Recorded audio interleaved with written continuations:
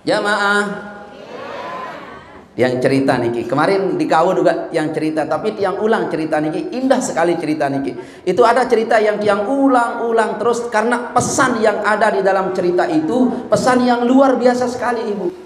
Kemarin malam apa itu tiang ngaji di desa Pelunggung niki begini, itu ada Abdullah bin Umar ngaret ibu, ngaret onta niki, gembala onta. Beliau menggembala onta di lahan wakaf milik negara. Ya tahun pelihara unta niki. Deminuah pelihara unta, deminuah mokoh-mokoh unta niki jamaah sekalian, maka beliau jual unta ini. Bu lalu jok peken, lalu jual unta.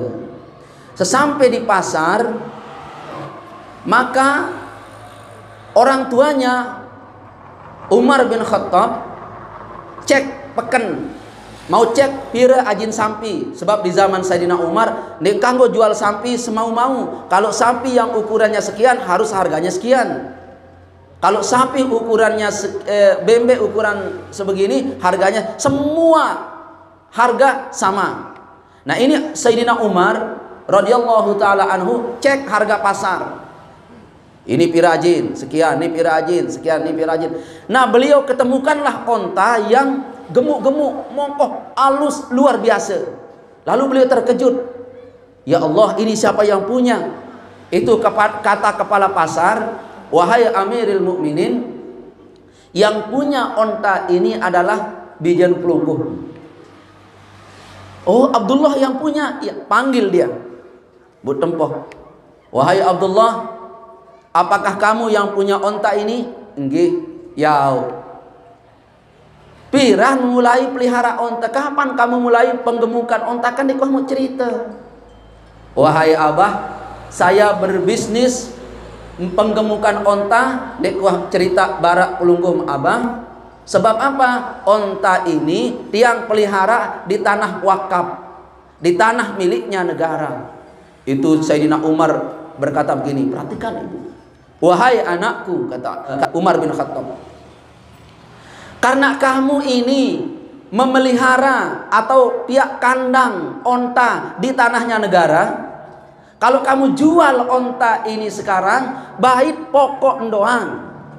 Pire simbeli onta nulai, misal aji 2 juta, aji 3 juta misal. Lalu kamu jual onta ini sekarang, harganya 10 juta. Berarti labamu ialah 7 juta. Kau ambil yang 3 juta modalnya, dan yang 7 juta itu kau serahkan kepada negara. Kenapa? Karena kamu pihak kandang le tanah wakaf. Ibu, ini cara Sayyidina Umar menegakkan hukum kepada Bijen. Nah boleh sedih-sedih rurong niki ara ruun punti tetalet nangke ara saya pe sedih rurong niki saya pe kalau pelunggum kelor nangke napi pun juga niki pelunggum harus minta izin dari pusat sampai seluruh Indonesia. Angkala mudah dek sadu jatene entah ke ngaji. Ibu tak tuan guru saya lain debat ketuan jawabannya seperti ini ibu. Nah, tiang lanjut ibu. Belum jamaahku tercinta dirahmati oleh Allah Subhanahu wa taala. Diperhatikan baik-baik. Inilah kurangnya kita. Lagu ara ndek kau ampun ribut-ribut meneh. Ara. Mohon maaf diperhatikan baik-baik ibu. Itu kata ulama kita. Kenapa doa kita sulit dikabulkan Allah? Saya berdoa sampai baus kending belum dikabulkan oleh Allah. Saya zikir beribu-ribu belum dikabulkan oleh Allah Subhanahu wa taala. Karena yang belum kami niki ndek terlalu tindih oleh pekeloran. Itu Nabi dikatakan oleh sahabatnya, ya Rasulullah, ini sekelompok orang berdoa kepada Allah, sujud sambil menangis, berzikir sambil menangis, pakaiannya lusuh. Kenapa doanya tidak dikabulkan? Nabi menjawab, wahai sahabatku, dia tidak dikabulkan doanya karena daging yang tumbuh di tubuhnya itu dia dapatkan dari barang yang haram. Pakaian yang melekat pada tubuhnya dia dapatkan dari barang yang haram. Allah tidak menerima ibadah doa orang-orang yang melekat pada tubuhnya barang haram.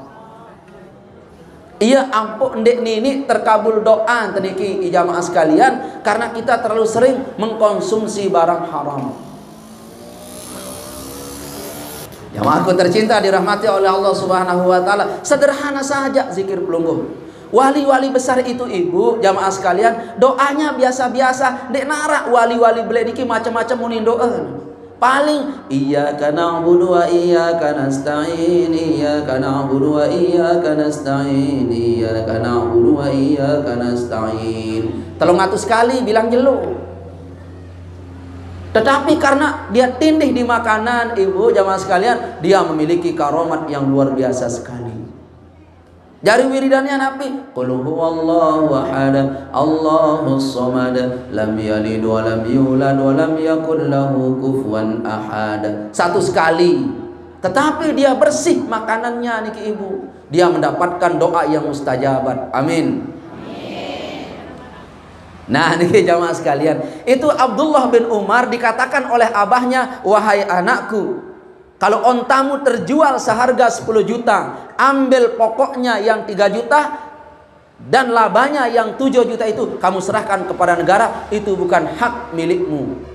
Kenapa jamaah sekalian?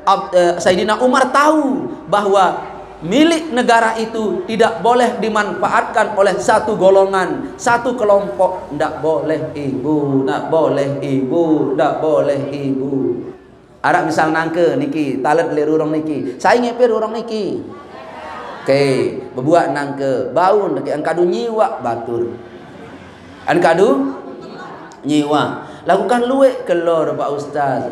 Silahkan, lakukan luwek kelor masyarakat Pelungguh di kau boleh. Cuma belum harus minta izin dari Sabang sampai Merauke. Itu masalahnya.